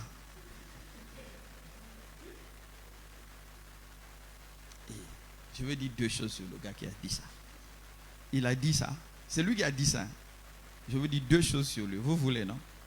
La première chose, il a dit ça. Il dit, je ne fais rien que je ne vois mon père faire. Or, son père n'a pas de début, n'a pas de fin. Ah, c'est devenu compliqué pour nous. Hein? La deuxième chose, il savait que son père a des maisons au ciel. Donc, quel que soit ce qu'il va faire là, il repartira dans une maison. Toi, tu comptes sur quoi? tu comptes sur quoi? Ah oui, en fait, je me suis remis à lire, ce que j'ai partagé à mes gars, le livre, j'ai un gros livre sur la théologie systématique. En tout cas, si vous pouvez, lisez les livres sur la théologie systématique. Pour moi, c'est la meilleure des théologies. Et vous allez vraiment élargir. En fait, la théologie, pour faire bref, c'est qu'est-ce que la parole de Dieu dit en notre époque, la théologie systématique. Qu'est-ce que la Bible dit selon notre époque. Donc, chaque époque a sa théologie systématique. Donc, en étudiant ça, ça va vraiment vous élargir la vision. Parce que beaucoup parmi nous, nous avons pris des versets que nous avons rendus dogmatiques. Et nous pensons que, parce que c'est devenu dogmatique, que forcément c'est une réalité pour nous. Bon, bref. Donc, je disais qu'on parle de la prospective personnelle. Le premier point que je veux soulever, c'est la prise de risque. Écoutez, tous ceux qui ont étudié tout ça vont vous dire une seule chose. Plus le risque est grand, plus le rendement est élevé. Ça là, que ce soit dans l'entreprise, que ce soit dans votre vie, ce sera partout pareil. Si tu risques, pour les joueurs de... histoire là c'est quoi? X-Belt, voilà. Les joueurs de X-Belt, ils savent, quand tu mises 100 francs, tu vas gagner, je sais pas, 1500, 2000. 2000, ça dépend. Voilà. Mais tu ne vas pas miser 100 francs et tu vas gagner 1 million. C'est possible. Avec 100 francs, une mise de 100 francs, 10 millions. Avec 100 francs, impossible. Sortez-moi les statistiques. Je sais que c'est basé sur les statistiques. Ou bien, hein? Hein?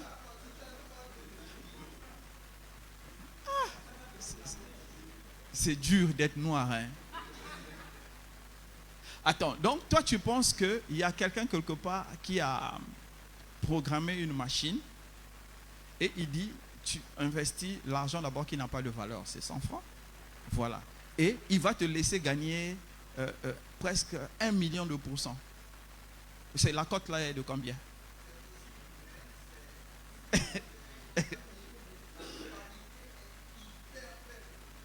D'accord.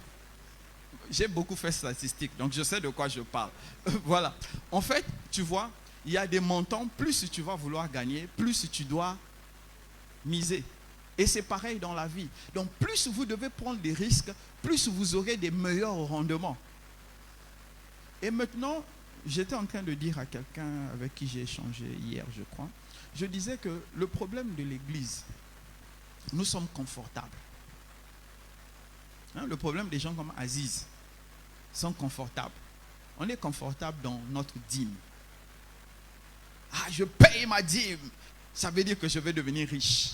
En fait, nous trouvons des raisons absurdes, bêtes, nos sens, pour garder nos positions. Non, ce n'est pas ça. Il faut prendre des risques. Et j'étais en train d'expliquer une idée simple. Je ne vais pas mettre ça sur les réseaux parce que les gens m'ont copié. Mais quand j'ai fini de lui expliquer l'idée, il est resté calme. Il dit, mais comment vous pouvez avoir une telle idée? Je lui ai dit, pour mettre en œuvre cette idée, il suffit juste d'avoir de l'audace. Ce n'est même pas investir de l'argent, c'est juste avoir de l'audace. Et ça, c'est ce qui manque. Moi, je dis, vous êtes jeunes. Vous passez votre temps à penser à qu'est-ce que les gens vont penser de moi. Mais on ne va pas loin à qu'est-ce que les gens vont penser de moi. On va loin quand on s'en fout de ce que les gens vont dire, vont penser de toi. Échouer est normal dans la vie. C'est échouer bêtement qui est un peu un problème. Sinon, même échouer bêtement encore, ce n'est pas un problème. Au moins, peut-être, ça te donnera un peu plus d'intelligence. Mais sinon, vous devez apprendre à prendre des risques. Dans l'église, les jeunes sont trop dans le confort. Parce qu'on se dit, je paye ma dîme, je prie. Ça veut dire que le risque est contrôlé. Non. Sur cette terre-là, si tu veux aller loin, il faut apprendre à prendre des gros risques. À des moments donnés, investissez tout ce que vous avez. Et dites-vous, si ça marche, c'est bon. Si ça ne marche pas, je reprends à zéro. Et si ça ne marche pas, tu reprends à zéro. Tu dis, je sais maintenant que dans ce secteur, il ne faut pas investir. J'irai dans un autre secteur. Et ça, c'est ce que nous refusons. Nous refusons parce que nous sommes entrés dans ce confort de la prière. Je déclare que l'argent que j'ai mis sous le lit se multiplie en milliards. Amen au nom de Jésus. C'est le confort que nous avons développé. Non. Regardez, si vous voulez faire une prière utile, Seigneur, donne-moi une idée de où je vais investir. Ça, c'est une prière utile. Mais histoire où vous allez prier, l'argent va se multiplier là. Ça, c'est des bêtises. Donc, apprenez à prendre des risques. Le deuxième point, la transformation et l'adaptation. Transformation et adaptation. Transformation et adaptation. Je vais vous raconter une histoire. Quand Toyota, la société Toyota, la marque de voiture, a fait des jolies voitures, des voitures très bien, ils ont dit on va conquérir le marché américain. Le marché américain. Et ils ont emmené les voitures. Les ventes n'avançaient pas. Ils faisaient des ventes médiocres et tout. Et ils ont commencé à faire du brainstorming. Ils se disent, mais pourquoi les ventes de Toyota aux États-Unis ne décollent pas? Et on leur a dit, vos voitures sont bonnes. Le problème, c'est Toyota. Toyota, c'est japonais, non? Avec Hitachi, Mitsubishi, cheap. C'est cheap, moins cher. Photocopieuse. Donc, les gens ont dit, tout ce qui était moins cher à une époque, Yamaha, tout ça, cheap là, c'est Toyota. Donc pour eux, tout ce qui va venir de là-bas, tant que c'est estampillé Toyota, vous pouvez faire la meilleure voiture du monde, ça ne passera pas. Donc qu'est-ce que Toyota a fait? Ils ont changé de nom. Ils ont dit, on va créer une nouvelle entreprise des voitures que nous tous nous aimons, Lexus. Ils ont lancé la gamme Lexus. Lexus, c'est une marque. Ce n'est pas une gamme, c'est une marque qui est contrôlée par Toyota. Donc, ils ont lancé Lexus. Et quand ils ont lancé Lexus, c'est pourquoi, en fait, la plupart des Lexus, quand vous allez ouvrir, le moteur est Toyota, en fait. C'est juste, voilà, les grimaces qu'on ajoute à gauche, à droite, là, qui sont autre chose. Mais sinon, le moteur, en fait, tout ce qui constitue la voiture, c'est Toyota. Sauf le branding, l'habillement autour du moteur qui est Lexus. Et ils ont mis ça sur le marché. Et jusqu'à aujourd'hui, on achète. À l'époque, quand les Lexus 330 sont sortis, nous, on avait les yeux comme ça. C'était les voitures qui étaient au sommet de ce qu'on pouvait produire. C'est après, les gens finissent par comprendre que c'était Toyota qui était derrière. Donc, je disais, la transformation et l'adaptation. Vous voulez aller loin, vous devez vous transformer et apprendre aussi à vous adapter aux situations. Nous sommes devenus comme la Bible. Oui, nous sommes devenus comme la Bible. D'année en année, de génération en génération, on n'ajoute pas une phrase, on ne retranche pas une phrase. C'est comme ça que nous sommes devenus. Hein? On ne bouge plus. On ne veut pas se transformer, on ne veut pas s'adapter. Vous êtes dans une société, nous sommes dans une société qui évolue, qui se modifie. Écoutez-moi, suivez-moi. Vous avez dit que ça, c'est ce que les pasteurs ne disent pas. Parce que vous voulez que ce soit les pasteurs qui vous disent ça, alors que vous pouvez aller chercher vous-même. Le monde dans lequel nous sommes est en train de se muter. Le monde que vous avez connu il y a 5 ans, il y a 10 ans, n'existe plus. Nous sommes en train de rentrer dans un nouveau monde. Dans ce nouveau monde-là, il y a des pays qu'on appelle les BRICS. Il y a des pays qu'on appelle des BRICS. Maintenant, si vous allez comme ça me demander encore c'est quoi les BRICS, pardon, vous avez des téléphones qui sont en train d'enlever au dollar sa suprématie.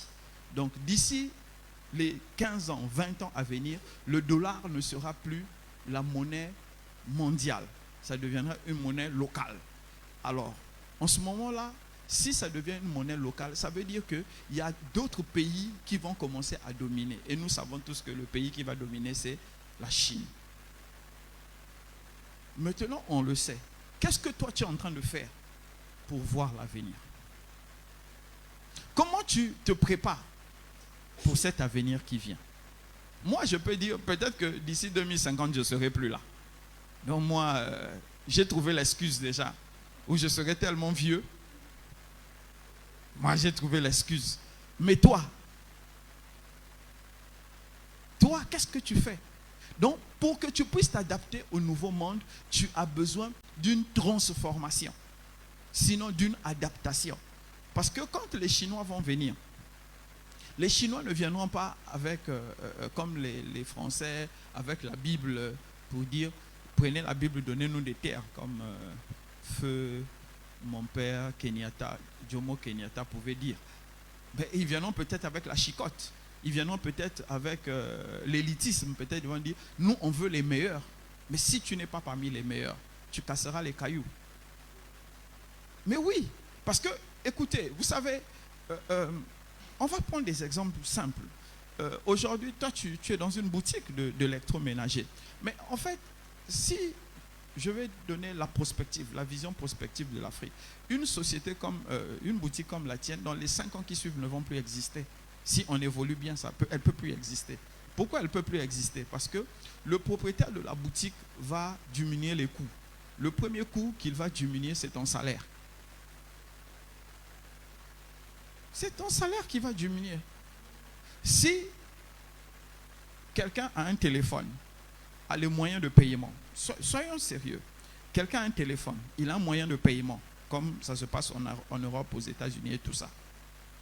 Et il y a quelqu'un qui a créé une vraie société de livraison et dont il a un contrat. Je prends mon téléphone, je vais sur la page de ta boutique, je choisis ma télé, je fais mon paiement, je paye les frais de livraison. 3 heures après, on est venu me livrer. Pourquoi je vais venir dans ta boutique? J'ai fini avec ta boutique. C'est ça demain. Non, le problème des Africains, c'est qu'on ne voit pas ça. C'est ça. Donc, regardez les domaines dans lesquels vous êtes. Beaucoup de domaines vont disparaître. Le problème que nous avons actuellement, c'est juste que le moyen de paiement nous sert.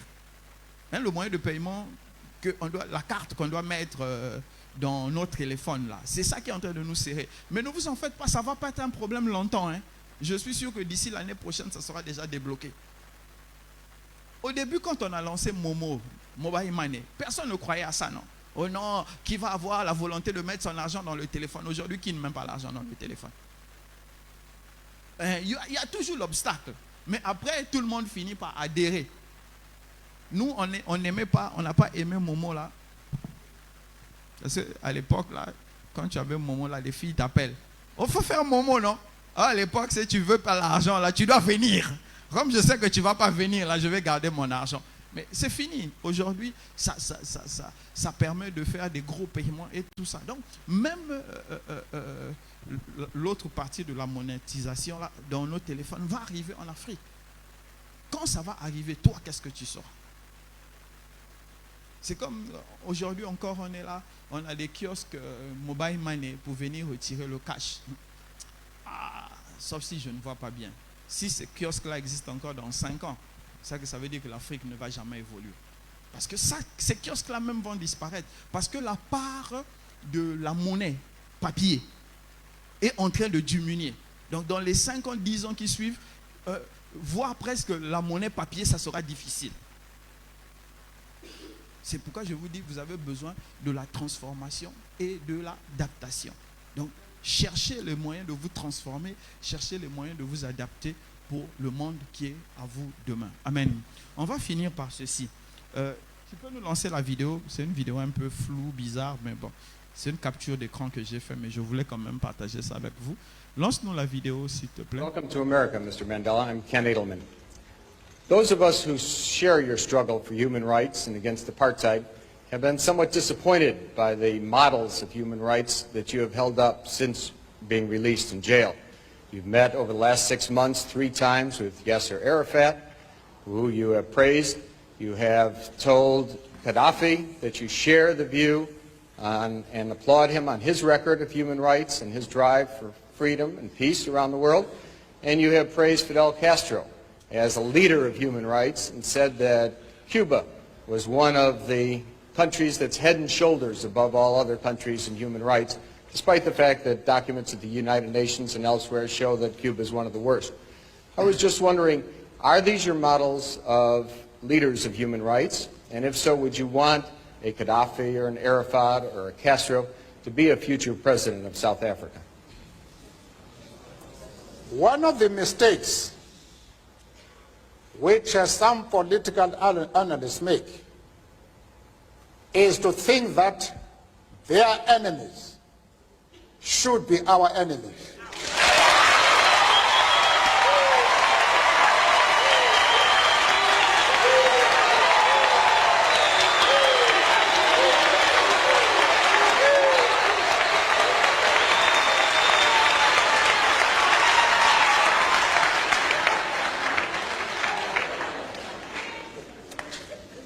That we can and we will never do. We have our own struggle which we are conducting. We are grateful to the world for supporting our struggle. But nevertheless, we are an independent organization with its own policy. Our attitude towards any country is determined by the attitude of that country to our struggle.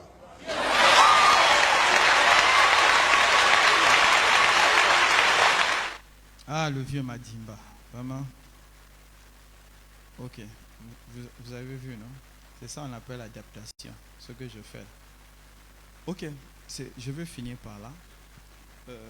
Qu'est-ce que le blanc là, dans son gros costume, il dit à Mandela ceci: toi, en tant que futur président de l'Afrique du Sud et qui a été lésé de tes droits humains, ton peuple est lésé de ses droits humains, tu décides d'aller voir des gens qui lèsent leur peuple, Kadhafi, Arafat, je ne sais plus qui là, Fidel Castro,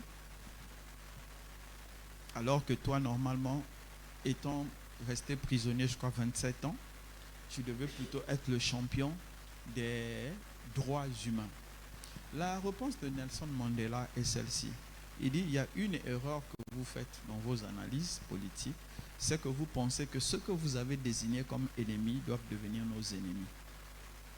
La salle n'attendait pas cette réponse.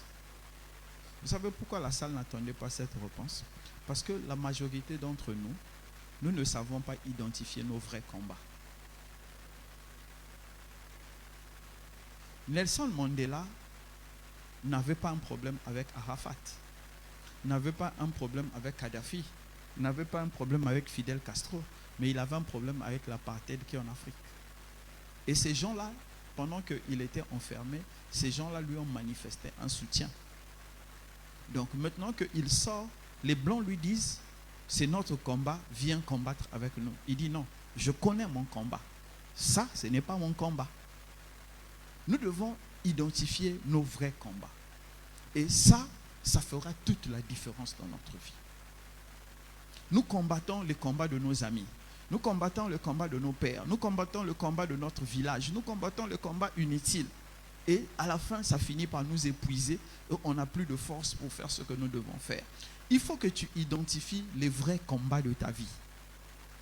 Et les vrais combats de ta vie, ce sont les combats quand tu vas mener, tu seras totalement transformé.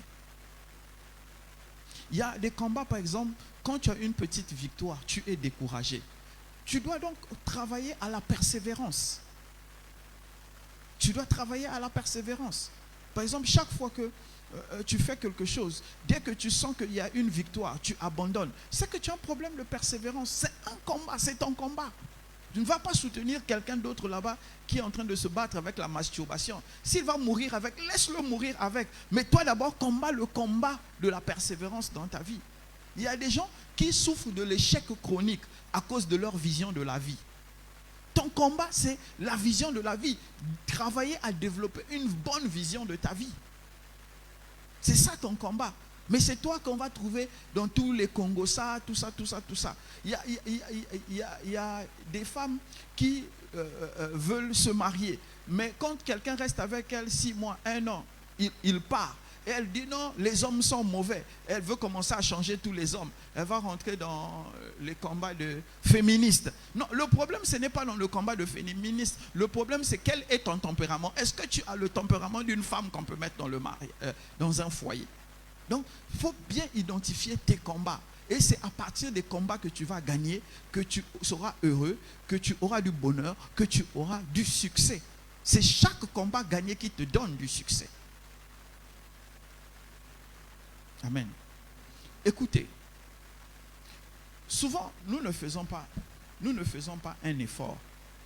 Nous ne faisons pas un effort pour nous dire, nous allons réussir notre vie en regardant les gens autour de nous. Mais les gens autour de nous sont en train de réussir leur vie. Peu importe ce que nous pensons. Pendant que nous sommes en train de dire, à Cotonou, tout va mal. Il y a des gens qui mettent brique sur 3 étages. Hein. Ou bien je me trompe.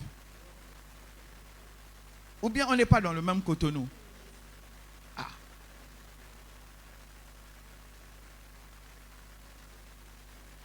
Il y a des gens qui sortent des grosses voitures. Hein. Hier encore, ou aujourd'hui encore, il y a des grosses voitures qui sont sorties. Ou bien ils ne sont pas dans le même Cotonou que nous. Mais c'est parce que des gens ont compris qu'il faut se focaliser sur ses propres combats. C'est pourquoi Nelson Mandela a dit, vous faites une mauvaise analyse. Vos combats ne sont pas mes combats. Donc ne prenez pas les combats des gens comme étant vos combats, où vous mettez les combats des gens sur votre tête, c'est comme si à la fin vous allez être payé. Prenez vos propres combats, mettez-les sur votre tête, sur votre cœur, combattez vos propres combats. Quand vous allez échouer, vous saurez que vous avez échoué dans vos propres combats. Quand vous allez gagner, vous allez savoir que vous avez gagné sur vos propres combats. Actuellement, quel est le combat de ta vie? Malheureusement, on a beaucoup de vies vides. Des vies informes. Et on est en train d'attendre quelqu'un qui va venir donner la forme à cette vie. Mais il n'y aura jamais quelqu'un. Quelqu'un ne prendra jamais 24 heures sur 24 pour venir te donner une forme à ta vie. On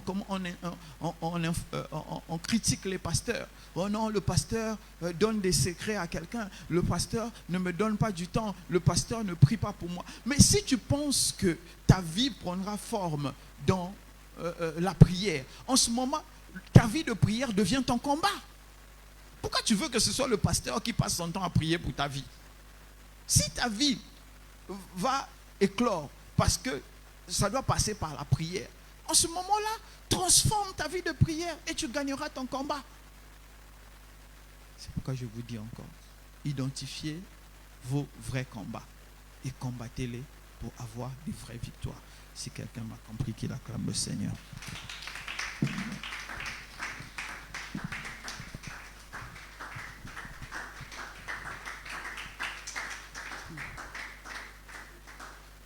Amen. Ovationner encore une fois pour la vie du Père.